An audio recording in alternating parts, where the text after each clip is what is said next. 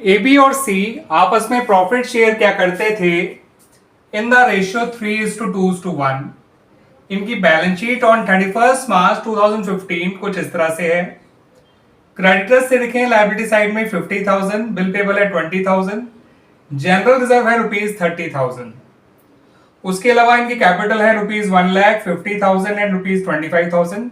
Total capital है 1,75,000 और total है लायबिलिटी साइड का 2,75,000।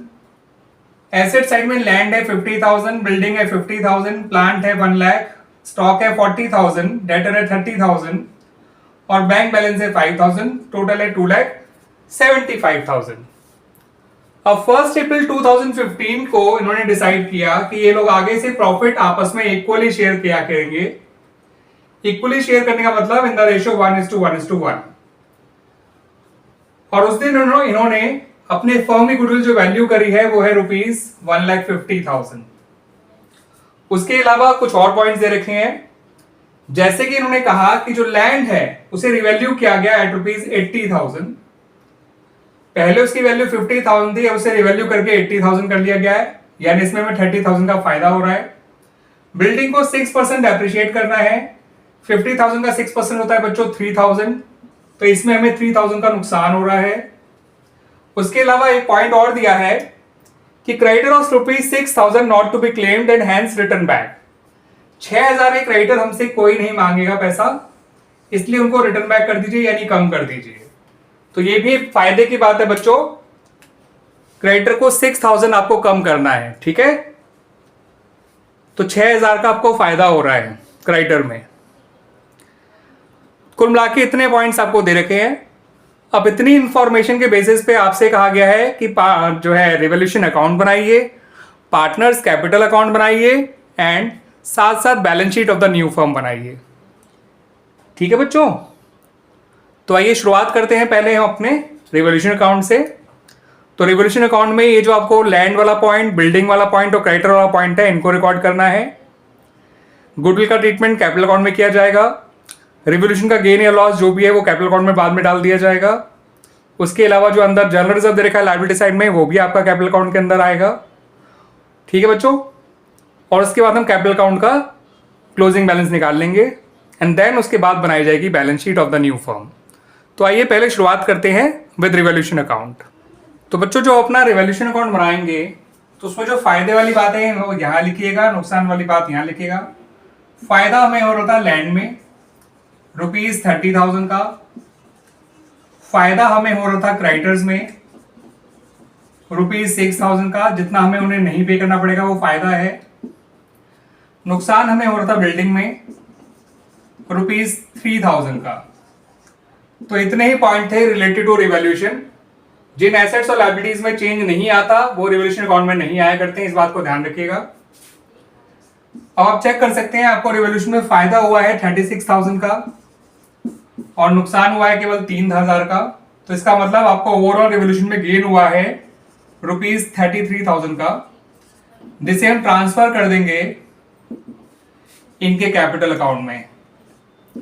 तो to gain transfer to A's capital account, b's capital account and c's capital account.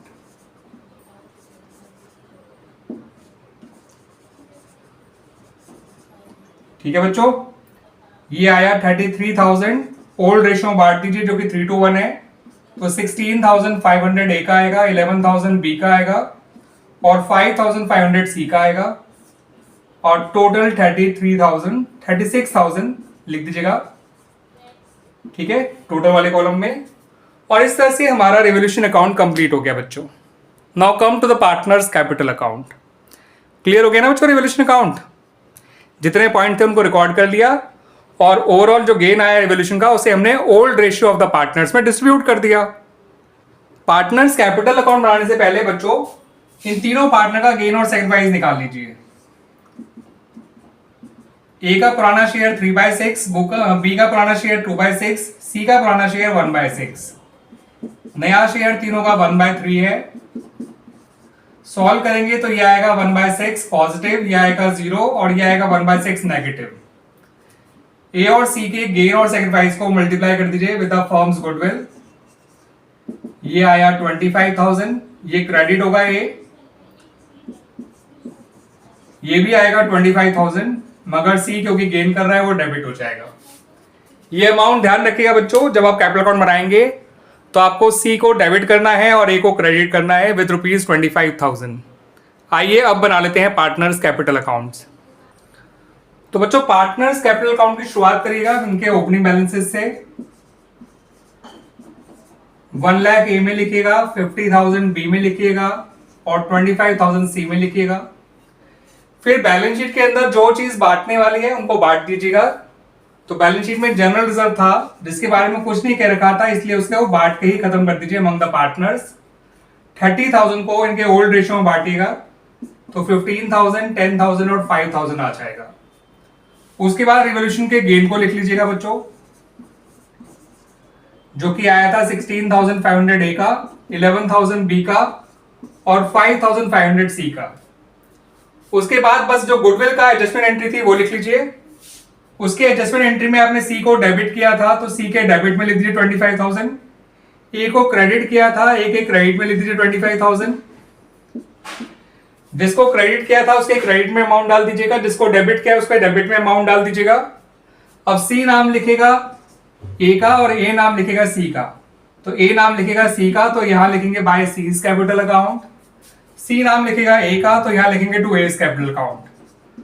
तो जब भी आप जो गुडविल वाले अमाउंट की एडजस्टमेंट एंट्री बनाएंगे और उसको पोस्ट करेंगे तो गेनिंग पार्टनर के डेबिट साइड में और सैक्रिफाइसिंग पार्टनर के क्रेडिट साइड में लिख दीजिएगा। जिसने कुछ नहीं किया जैसे बी, उसके ना डेबिट में कुछ आया ना क्रेडिट में कुछ आया। ए के क्रेडिट में लिखा नाम सी का, सी के डेबिट में लिखा नाम ए का।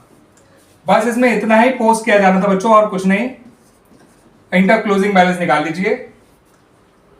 ठीक है बच्चों, ये आएगा 1,15,000, 1,40,000, 1,56,500 और यही इसका टोटल आ जाएगा 156,500।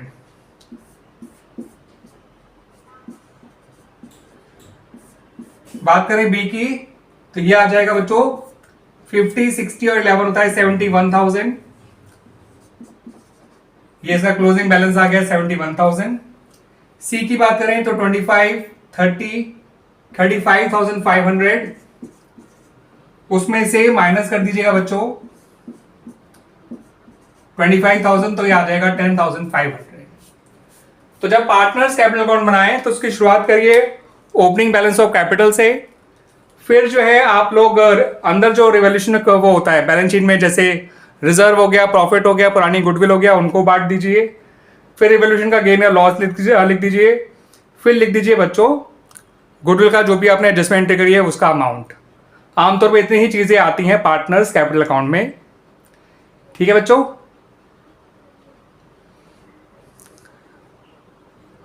अब जब बैलेंस शीट बनाएंगे बच्चों तो क्रेडिटर जब आप लिखेंगे in the new balance sheet तो वो 44,000 लिखिएगा 6,000 कम करने के बाद। Bills payable as it is लिख दीजिएगा, जनरल रिजर्व आएंगे नहीं और कैपिटल जो है एबीसी की नई वाली आएंगी जो आपने अभी निकाले हैं कैपिटल अकाउंट से। ए का आएगा 156,500, बी का आएगा 71,000 और सी का आएगा 10,500। ठीक है बच्चों, ये आएगा बच्चों 2,38,000, 238 और 258 और 44 दैट इज 3,02,000। तो लायबिलिटी साइड का टोटल तो आ जाएगा बच्चों 3,02,000।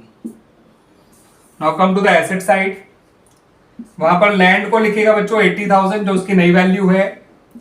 बिल्डिंग की नई वैल्यू निकालने के लिए 50,000 में से 3,000 जो आपने कम किया था वो माइनस कर दीजिएगा। प्लांट एज इट इज आएगा 1 lakh, stock as it is आएगा 40,000, डेटर्स एज इट इज आएंगे 30,000 और कैश एट बैंक 5,000।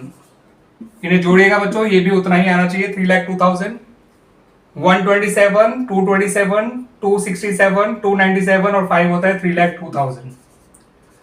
तो इस तरह से बच्चों हमें balance sheet of the new firm बनानी है। जिन एसेट्स और लायबिलिटीज में चेंज आया है उनको चेंज के साथ रिकॉर्ड करिएगा और जिनमें कोई चेंज नहीं आया उनको एज इट इज लिख दीजिएगा। ठीक है बच्चों, और पार्टनर्स कैपिटल अकाउंट के नए बैलेंसेज लिखने हैं जो आपने कैपिटल अकाउंट बना के निकाले थे।